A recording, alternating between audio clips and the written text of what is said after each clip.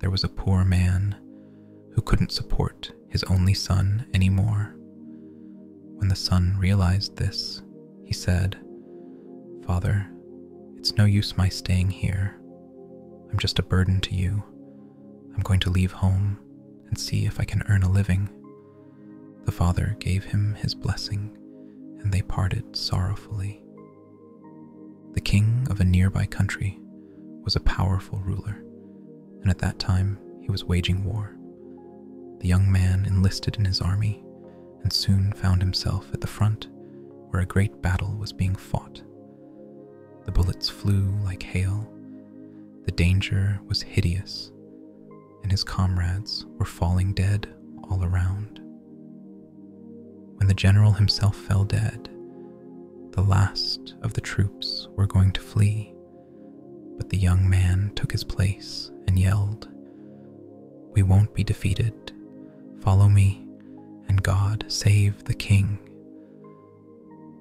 The men followed him as he led the charge, and they soon had the enemy on the run. When the king heard of the young man's part in the victory, he promoted him to field marshal, gave him gold and treasure, and bestowed on him the highest honors in the kingdom. Now the king had a daughter who was very beautiful, but she had one strange obsession. She had sworn an oath not to marry any man unless he promised to let himself be buried alive with her if she died first. "After all, if he really loves me," she said, "why would he want to go on living?" And she said that she would do the same and be buried with him if he was the first to die. This grim condition had put off many young men who would otherwise have begged to marry her, but the soldier was so struck by her beauty that nothing would discourage him, so he asked the king for her hand. "Do you know what you must promise?" said the king.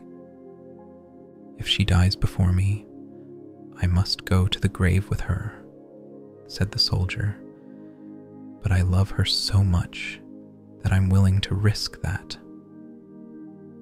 The king consented, and the wedding was celebrated with great splendor. For a while they lived together happily, but one day the princess fell ill. Doctors came from all over the kingdom, but none of them could help her, and presently she died. And then the young soldier remembered the promise he'd had to make, and shuddered. There was no way of getting out of it, even if he'd wanted to break the promise, because the king was going to put sentries at the grave itself and all around the cemetery in case he tried to escape. When the day came for the princess to be buried, they carried her body to the royal vault, made sure the young man was inside, and the king personally locked and bolted the door. They had put some provisions in there. On a table there were 4 candles, 4 loaves of bread, and 4 bottles of wine. The soldier sat there beside the princess's body, day after day, taking only a mouthful of bread and a sip of wine, making them last as long as possible. When he'd taken the last sip but one, and eaten the last mouthful but one, and when the last candle was down to its last inch, he knew that his time had nearly come.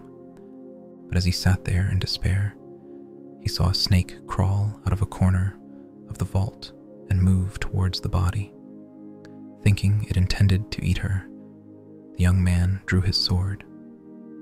"While I live, you shan't touch her," he said, and struck the snake 3 times, cutting it to pieces. Shortly afterwards, a second snake came crawling out of the corner. It came to the body of the first snake and looked at it, piece by piece, and then crawled away again. Soon it came back, and this time it had 3 green leaves in its mouth. Carefully moving the first snake's body together again, it laid a leaf on each of the wounds, and in a moment the dead snake stirred into life the wounds closed up, and it was whole again. The two snakes hurried away together, but the leaves were still lying where they'd left them, and the young man thought that if their miraculous power had brought the snake back to life, it might do the same for a human being. So he picked up the leaves and laid them on the dead princess's white face, one on her mouth and the other two on her eyes. And as soon as he did this, her blood began to stir. A healthy pink came into her cheeks, and she drew a breath and opened her eyes.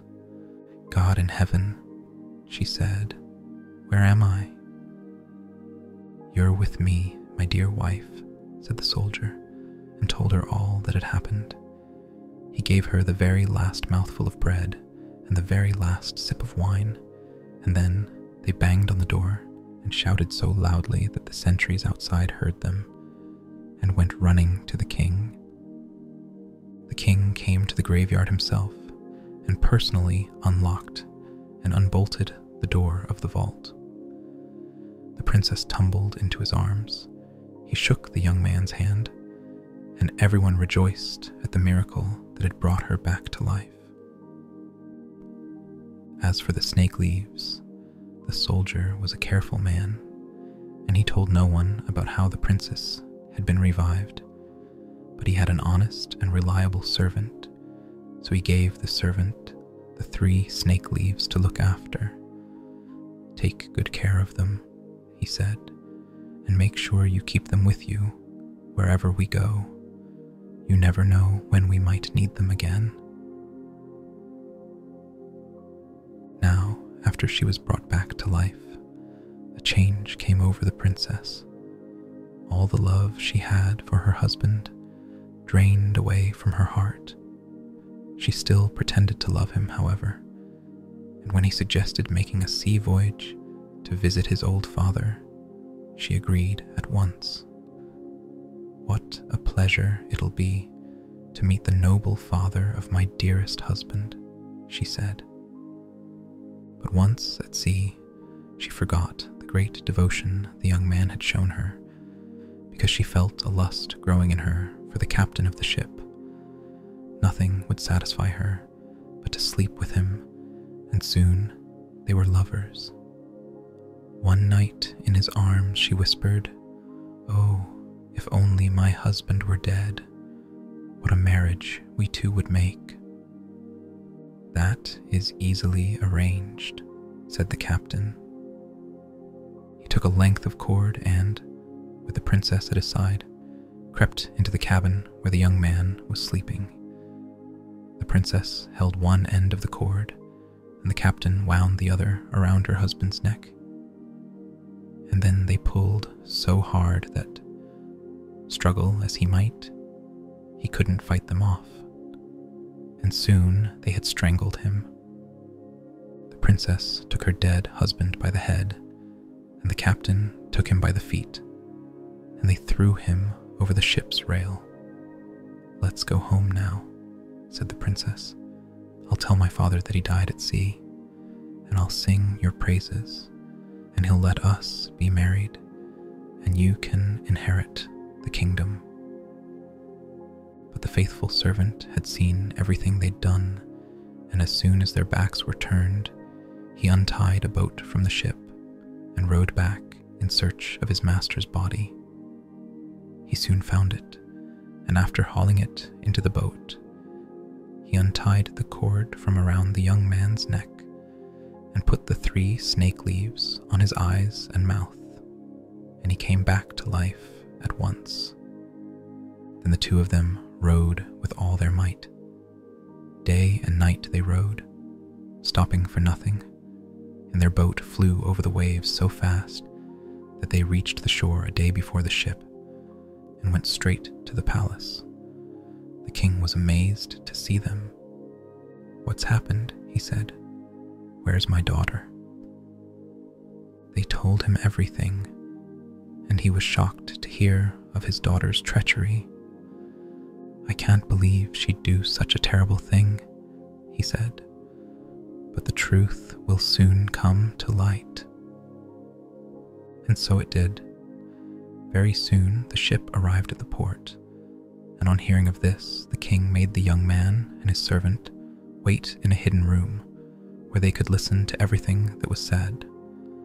The princess, dressed all in black, came sobbing to her father. "Why have you come back alone?" he said. "Where's your husband, and why are you wearing mourning?" "Oh, father dear," she said, "I'm inconsolable. My husband took ill with the yellow fever and died. The captain and I had to bury him at sea. If he hadn't helped me, I don't know what I would have done. But the captain's such a good man. He looked after my dear husband when the fever was at its height, no matter what the danger. He can tell you all about it." "Oh, your husband's dead, is he?" said the king. "Let's see if I can bring him back to life." And he opened the door and invited the other two to come out.